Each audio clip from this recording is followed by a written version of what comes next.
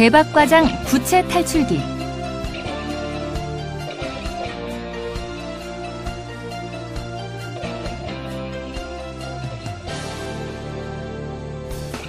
대한민국 가계부채 천조한 시대. 언제 터질지 모를 신용대란의 시한폭탄. 요즘 어디를 가든 돈을 빌려주겠다는 금융기관과 대부업체들 천재입니다. 인터넷, 휴대폰 문자메시지, 도로가에 꽂혀진 생활정보지, 일간지, 차량에 꽂혀진 스티커 등등 대부분의 사람들에게 귀찮은 광고 쪽지에 불과할지 모르지만 돈이 궁하고 대출 이자를 막아야 하는 사람들에게는 대단한 유혹이 아닐 수 없습니다. 그런데 이런 곳에서 돈을 빌리는 대부분의 사람들은 분수에 맞지 않게 사치품을 사고 비싼 자동차를 구입하다가 은행, 카드, 대부업체에 빚을 진 사람도 도박을 하다가 큰 빚을 지게 되어 돈이 필요하게 된 사람도 아닌 모두 우리의 평범한 아버지, 엄마, 여러분의 직장 동료, 후배들과 같은 사람입니다. 최근 한 통계에 따르면 빚을 갚지 못해 개인 회생 또는 파산을 신청한 사람들은 특정 연령층이 아닌 20대부터 60대에 걸쳐 다양한 나이 분포를 보이고 있다고 합니다. 대부분 실직이나 질병, 사고 등과 같은 외부 원인으로 파산한 사람들이었습니다. 채무 불이행자의 대부분이 저소득층이라는 등식도 이제는 더 이상 성립되지 않는다는 뜻이지요.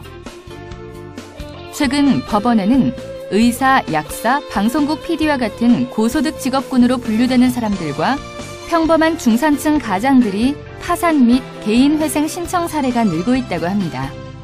다시 말해 파산과 회생 신청이 더 이상 남의 얘기가 아니라는 말입니다. 나라사랑 법무사 사무소를 찾은 대박과장 역시 잘나가는 대기업 홍보부에서 일하는 평범한 중산층 가정의 가장이었습니다. 내 집 마련의 꿈을 위해 알뜰히 돈을 모으며 화목하게 살아가던 그의 가정에 불행이 찾아온 것은 순식간의 일이었습니다. 친구의 빚 보증 때문에 하루아침에 엄청난 빚을 지게 된 대박과장. 초등학교 시절부터 가장 친했던 친구였지만 그는 이미 연락을 끊고 종적을 감추어버린 뒤였습니다. 총 3억 3천만 원? 이걸 어떻게...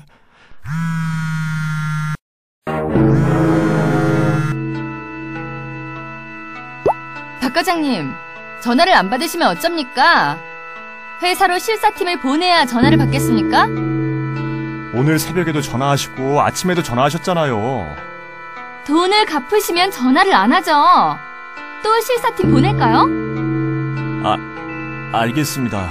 실사팀만은 보내지 말아주세요. 제가 꼭 갚겠습니다.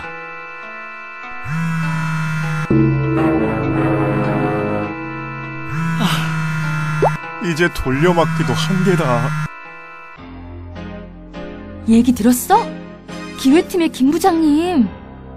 빚 때문에 자살하셨다던 김 부장님? 그런데 돌아가신 지 일주일 지났는데도 휴대폰으로 대부업체에서 빚독촉 전화가 아직도 온대. 정말? 그 사람들 정말 징글징글하다. 나도?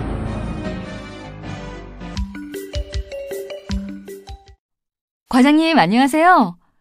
요새 뭐 좋은 일 있으신가 봐요? 좋은 일? 있지?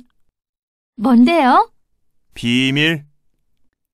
3억 3천만 원 빚에 허덕이던 박 과장님. 어떻게 하루아침에 변하게 된 걸까요?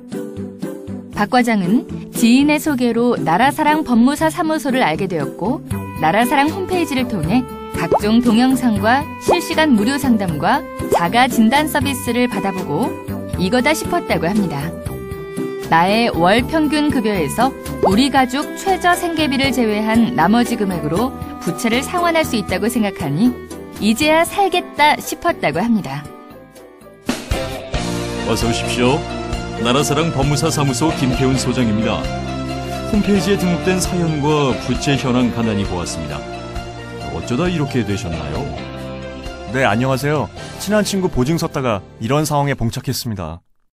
그동안 고생 많으셨겠군요. 말도 마세요.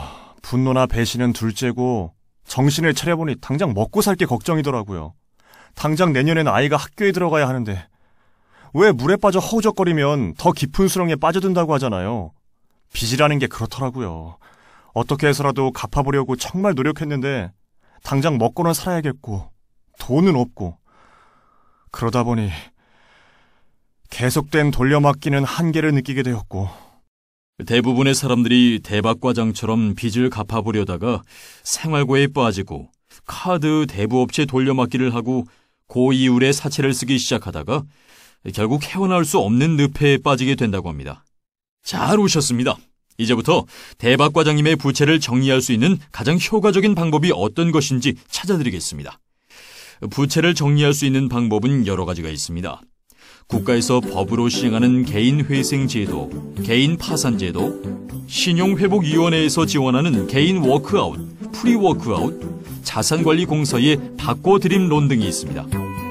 이 중 가장 좋은 제도는 원금 100% 면책받는 개인파산제도고요. 두 번째는 이자 100% 탕감과 대출 원금 최대 80%까지 감면받으며 5년간만 상환하면 되는 개인회생제도입니다.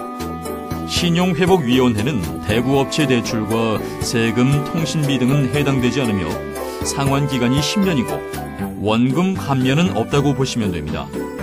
대부분의 직장인들은 개인회생제도를 이용하신다고 보시면 됩니다. 우리 대박과장님은 직장인이라 개인 파산은 요건이 안 되시고 가장 적합한 채무조정 프로그램은 개인회생제도입니다. 제가 알고 있는 개인회생제도는 소득 중에서 생활에 필요한 최저 생비를 공제하고 나머지 금액을 가지고 일정 기간만 돈을 갚으면 나머지 금액은 면책을 해주는 제도라고 하더라고요.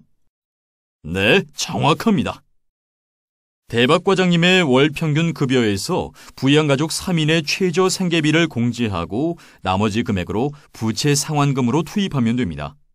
개인회생제도란 빚이나 대출과 같은 부채로 인해 경제적 어려움에 처한 개인 채무자로서 장래 지속적 또는 반복하여 수입을 얻을 수 있는 자에 한하여 법원이 강제로 채무를 재조정해 파산을 구제하는 일종의 개인 법정관리 제도로 파산에 직면한 회사원, 공무원, 군인 등 꾸준한 수입이 있는 사람들에게 5년 동안 빚을 성실히 갚으면 나머지 빚을 탕감해주는 공적 구제 제도입니다.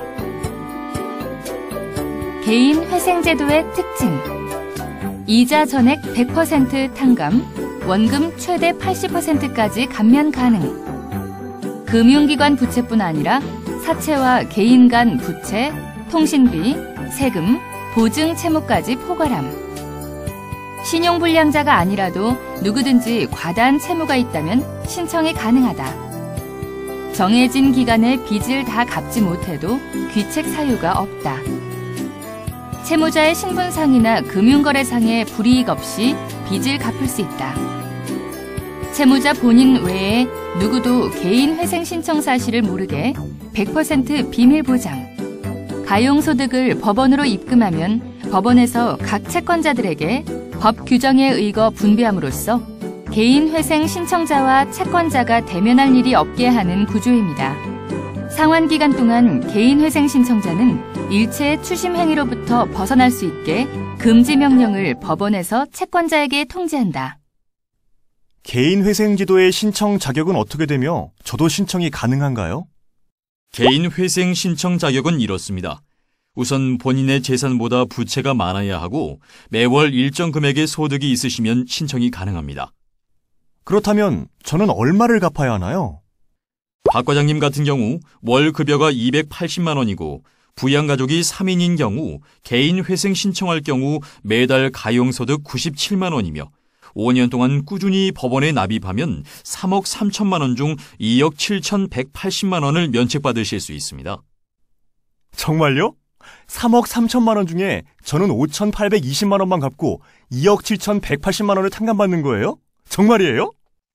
네, 월 평균 급여가 280만 원이고 부양가족이 3인인 경우 최저 생계비는 183만 원입니다. 월 평균 급여 280만 원에서 최저 생계비 183만 원을 뺀 97만 원이 가용소득이 되는 거죠. 이 가용소득 97만 원을 5년, 그러니까 60개월 동안 내면 5,820만 원이 되는데요. 이 5,820만 원만 불입하시면 나머지 빚은 모두 국가에서 법으로 면책해드리는 제도입니다. 그렇군요. 정말 대박이네요. 그런데 대부업체나 카드사에서 제가 개인 회생을 신청하면 가만히 있겠어요? 자기네는 손해인데. 게다가 회사에 알려지면 전 잘릴 텐데. 개인 회생 신청과 동시에 변제 요구, 가압류, 강제 집행 등에 대한 중지 명령이 법원에 의해 발해져서 각 채권자들에게 통지됩니다. 일반 금융기관, 대부업체 등은 변제 요구를 할 수 없다는 것을 잘 알고 있어서 독촉 전화 또는 협박 등 추심 행위를 하지 않습니다. 개인 회생 신청 후 변제 요구 등 추심 행위는 불법이므로 형사 및 민사상 책임을 물을 수 있습니다. 그런데 수임료 낼 형편이 안 되는데. 걱정 마십시오. 나라사랑에서는 초기 비용 없이 일체의 부대 비용을 들여서 사건을 먼저 진행하고 사건 접수 후 분납으로 낼 수 있도록 해드립니다. 오케이. 진작 알았더라면. 더 빨리 찾아왔었더라면 하는 생각이 들긴 하지만 어쨌든 지금이라도 찾아오기를 정말 잘한 것 같습니다. 많은 사람들이 고민만 하다 빚을 점점 키우시는 경향이 있는데 정말 현명한 판단을 하신 것 같습니다. 요즘의 세상은 온갖 사기꾼들의 등장으로 서로를 불신하여 국가에서 법으로 시행하는 회생 제도도 못 믿는 세상이 되어버린 것 같습니다. 대출해준다고 선입금 받고 도망가 버리고 대출회사 직원이라 속이고 신분증과 제반 서류를 받아 은행에서 대포 통장을 만들어 사용하는 사기 등등 각종 보이스 피싱, 인터넷 사기 등이 있습니다. 박 과장은 나라사랑 법무사 사무소에 사건을 의뢰하고 3주 만에 사전 채무조사, 부채 증명서 발급, 변제 계획안을 만들어 서울중앙법원에 접수하여 사건 번호를 부여받고 일주일 후 회생위원과의 면담을 하였습니다. 그리고 금지 명령을 받아 채권자들의 채권 추심에서 해방되었습니다. 그 후 약 5개월 만에 변제 계획 인가를 받은 박 과장은 착실하게 돈을 갚으며 생활의 안정을 찾았답니다. 빚이라는 게 일단 감당이 안 되면 눈덩이처럼 마구 불어나는 게 일도 아니더라고요. 혼자서 어떻게 한다고 할 수 있는 일도 아니고 시간이 지날수록 늘어나기만 할 뿐이죠.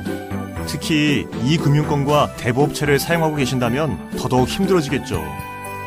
물론 빚을 진 게 잘한 것은 아니지만 그렇다고 크게 부끄러워하고 죄책감에만 빠져있다면 인생 낙오자가 된다고 생각해요. 일단 개인회생 제도이든 파산 제도이든 적절한 구제제도를 찾아서 신청하시기를 권해드립니다. 이런 제도들이 너무 복잡하다고 걱정하실 필요는 없어요. 괜히 이상한 인터넷 사이트를 돌아다니다가 사기꾼을 만날 수도 있다고 하더라고요. 일단 가까운 지방 법원이나 믿을만한 법률사무소를 찾아가셔서 상담을 받아보시고 바로 신청하세요. 저는 나라사랑 법무사 사무소에 모든 것을 일임했습니다. 지명도도 있고 주변 지인의 소개도 받았고 하여튼 일사천리로 진행되어 지금은 인가를 받아 행복하게 살아가고 있습니다. 어떤 사람들은 파산이나 개인 회생 신청과 관련해서 도덕적 해이 문제를 제기하기도 합니다. 대체 법원에서 면책을 쉽게 해주면 누가 빚을 갚겠냐고 말이죠. 하지만 지금까지 보셨듯이 파산과 회생은 그 특별한 누구만의 일이 아닙니다. 오랫동안 빚을 갚지 못했고 앞으로도 빚을 갚을 능력이 없는 사람에게 숫자에 불과한 채무의 노예로 묶어두고 빚 독촉 전화에 자살하고 싶게끔 만드는 것이 과연 무슨 의미가 있을까요? 결국 채무에 시달리던 사람이 노숙자나 범죄자가 된다면 사회 전체에 심각한 문제가 될 것입니다. 결국 개인 회생 제도는 채무자를 위한 제도라기보다는 건강한 사회를 위한 우리 모두를 위한 제도인 것입니다.